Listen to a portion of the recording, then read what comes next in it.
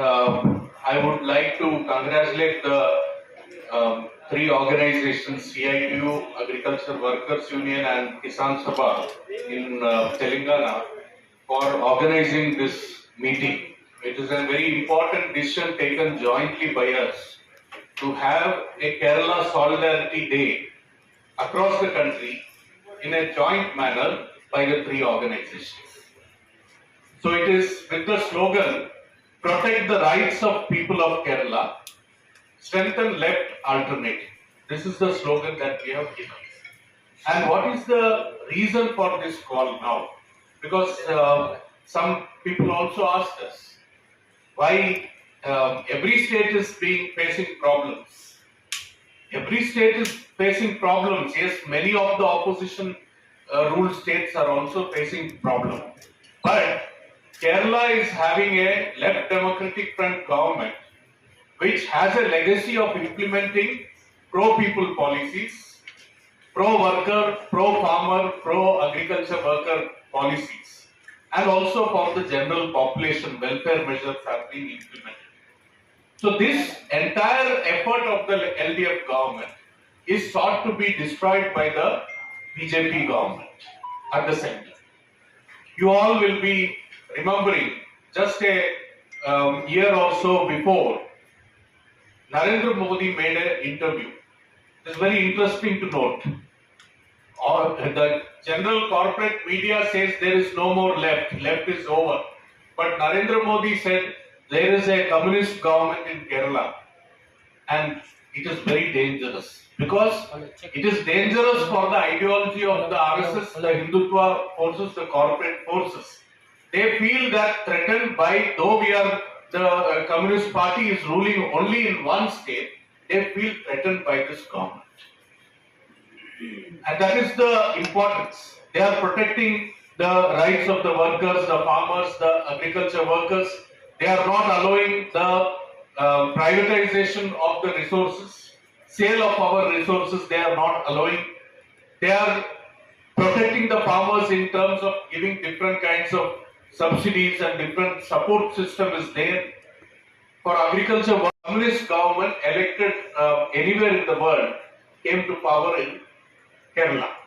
And in 57, within a few days of coming to power, they passed very far-reaching reforms which ensured that those who are cultivating the lands, the tenants, the real tillers of the land, their rights are protected. Today, in Telangana and Andhra Pradesh, even now Kaulu Right Sangam is fighting for protection of their rights. But there, just after coming to power, one of the decisions taken by the government.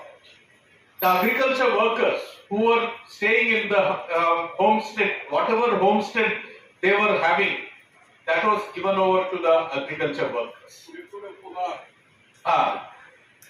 So across the country, across the state, more than 35 lakh people benefited from it. From that time, there is an effort to create a base in Kerala, and that has been resisted by the left forces there. And very importantly, the role of the Kisan Sabha, the role of the Agriculture Workers Union and the CITU is very important. That is why even now, despite all the effort by the corporate media, despite the role of the Congress, which is playing a very supportive role to the BJP campaign in many cases, and despite the use of money power and the central government, they are still unable to make much headway in Kerala.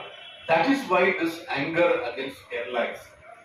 I was just today reading an article about how from the early days, Golwalkar apparently every year would spend quite some time in Kerala to try and resist the communist forces there and try and beat the RSS. So that tradition, we have been in the forefront of resisting the communal forces there in a very, because if you see there is a good proportion of the Muslim community, good proportion of the Christian community and Hindus living in harmony, which is not acceptable to the RSS and the communal forces.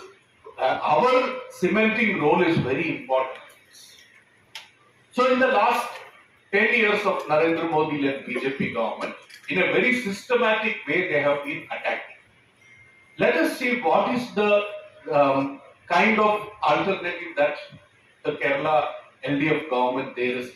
If you look at the agriculture sector, in the agriculture sector, one of our main demands of the recent struggle is that C2 plus 50, at least 50% more than the cost of production should be given as MSP. In Kerala, for paddy, that is a few years when the MSP announced by Narendra Modi was 2,183. In Kerala, the paddy was procured at 2,850 rupees. Nowhere in India that kind of procurement. And 85% of all the production also procured. 85%.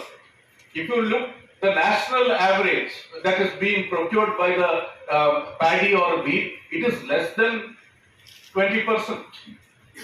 In such a circumstance, the state government is intervening and procuring paddy at 2,850 rupees per quintal. But you see, Narendra Modi came to power in May 2014.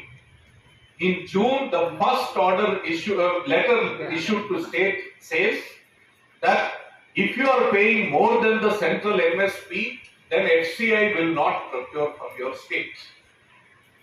So that is one attack which began almost immediately. Another thing is this 2,850 which is given. Here also there is right to Bharosa, right to Bandhu, right to Bandhu.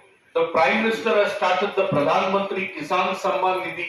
How much is the Pradhan Mantri Kisan Samman Nidhi in a year? It is 6,000 rupees only. Somewhere right to Bharosa I think now has become 30,000 or something in AP. But in Kerala, in a small village where I come from, for different crops there are different kind of subsidies given by the state and panchayat. Almost for paddy in some of the districts, per hectare 32,000 rupees is the different kinds of subsidy. Per hectare. How is it being given? It is not just given by the state government. The small panchayat, Gram Panchayat is giving subsidies, incentives. If you are a paddy country, Kerala is a plantation crop economy. 82% of crops are spices, coffee, tea, rubber, coconut, arecanut, and such crops. So paddy is limited, but if you are growing paddy, then you are also getting a 3,000 rupees royalty which is given to the person who is cultivating paddy. That kind of an intervention. A strong cooperative sector is there in the state. Today you are seeing suddenly Amit Shah has become the cooperative minister. You see the kind of policies they are trying to. They are trying to bring a national cooperative policy. They are trying to and centralize it. The very essence of cooperative has been decentralization, so that at the lowest level, our farmers, our workers are getting access to different benefits from credit to production, processing and value addition and so on.